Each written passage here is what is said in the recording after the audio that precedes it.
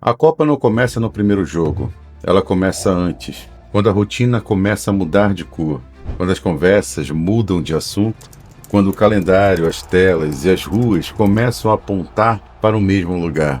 Por algumas semanas, pessoas separadas por trabalho, cansaço, disputa e indiferença voltam a fazer a mesma pergunta: quem joga hoje?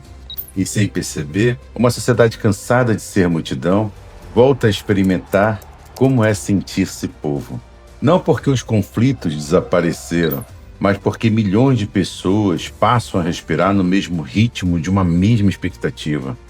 O problema não é o futebol. O problema é a pergunta que ele revela.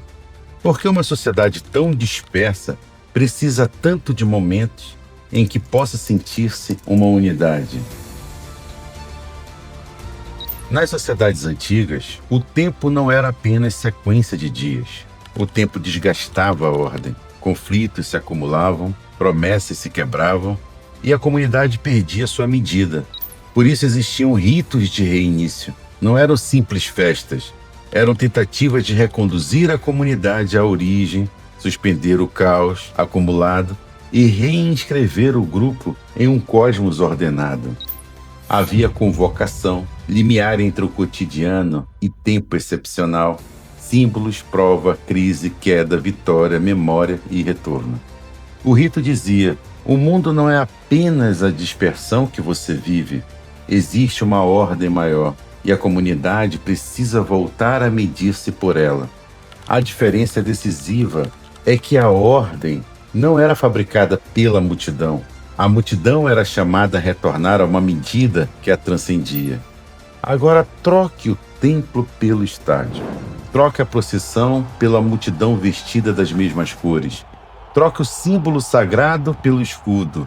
Troque a prova ritual pela partida. Troque a consagração pelo troféu.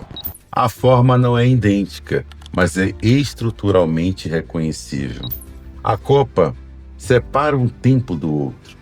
Existe o tempo normal, trabalho, cansaço, contas, conflitos e solidão. E existe o tempo da Copa. Nesse tempo, a vida se reorganiza. Há sinos, hinos, bandeiras, heróis, antagonistas, quedas, vitórias, luta e memória. Há calendário comum, prova comum e centro de atenção. A emoção é real, o abraço é real, o pertencimento é real.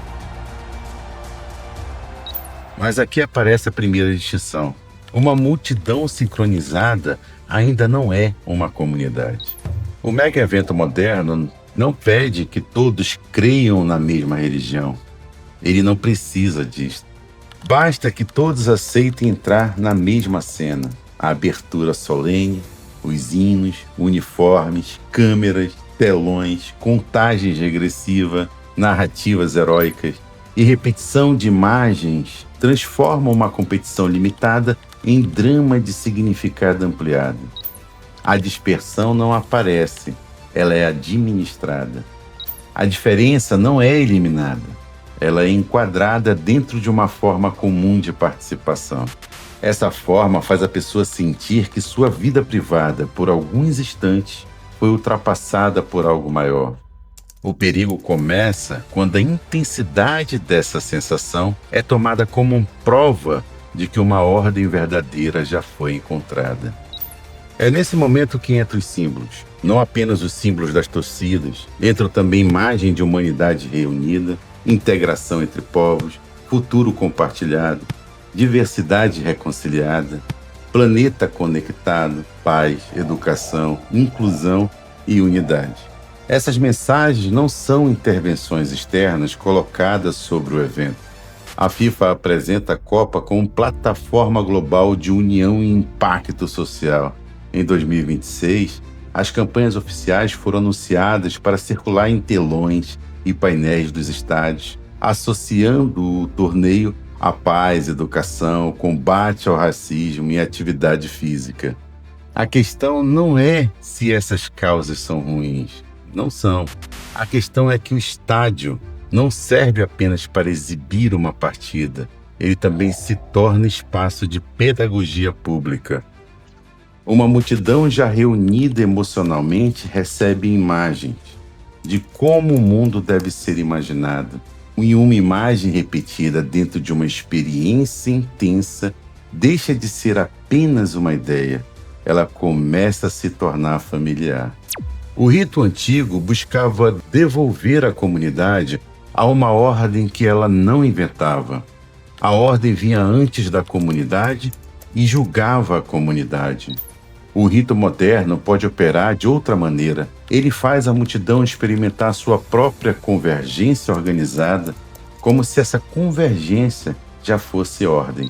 Milhões olhando para a mesma tela. Povos diferentes submetidos ao mesmo calendário. Imagens distintas costuradas por uma narrativa. Instituições, transmissões, marcas, cidades e corpos, reunidos em um acontecimento único. Tudo isso produz uma aparência de cosmos, não porque a ordem tenha sido realmente restaurada, mas porque a dispersão é temporariamente recoberta por uma forma visível de totalidade. O mundo parece caber em um estádio, o planeta parece caber em uma cerimônia, a humanidade parece caber em uma mesma emoção, mas a aparência de totalidade não é ainda uma ordem efetiva. Quando a Copa termina, a vida volta. A rua volta a ser rua. O trabalho volta a ser trabalho. O conflito volta a ser conflito. A massa se dispersa. O centro visível desaparece. A pessoa não volta simplesmente ao cotidiano. Ela volta tendo lembrado como é sentir-se parte de algo maior. Essa necessidade é legítima. O ser humano não suporta indefinidamente viver como um perfil consumidor, concorrente, eleitor ocasional ou espectador isolado. Ele procura comunhão, memória, participação e ordem. Mas quando a sociedade só consegue oferecer essa experiência em doses episódicas, ela torna a falta mais nítida a cada repetição. O risco não é desejar um centro. O risco é que, depois de aprender a experimentar unidade apenas como espetáculo, a pessoa se torne mais disponível para aceitar como centro qualquer força que prometa integração, proteção, direção e sentido. Isso não prova uma direção secreta, única por trás de todos os eventos. Seria salto lógico afirmar isso sem evidência. Mas mostra uma vulnerabilidade real.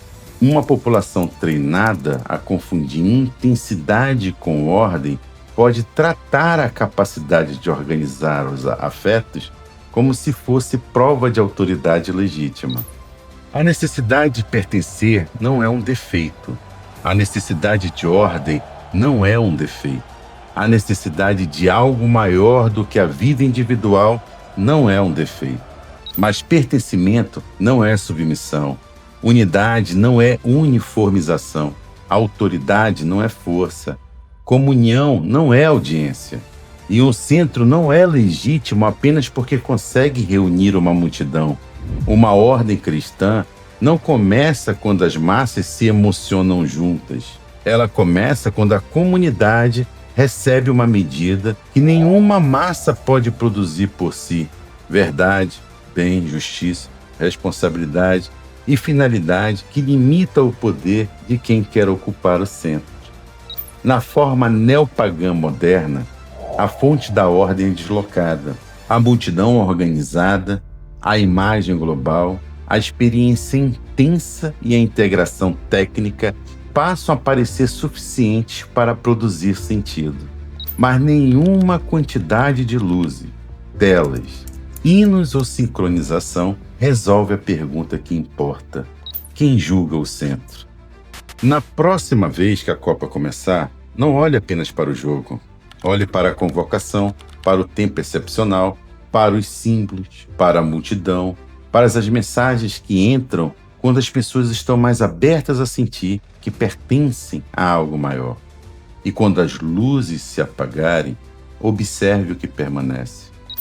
Porque a Copa não é apenas uma festa, ela é a lembrança de que ainda procuramos um centro. Se esse tipo de análise te interessa, acompanhe o Ontologos. Aqui, antes de julgar o sintoma, a gente tenta enxergar a estrutura.